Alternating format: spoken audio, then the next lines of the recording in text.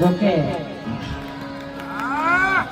મારી નાની બેન એટલે કે અમારે જતીનભાઈ રવાણીની દીકરી ધ્યાના માટે મારે એક ગીત ગાવું છે. એટલા માટે ધ્યાના મારી લાડકવાઈ લક્ષ્મી નો અવતાર,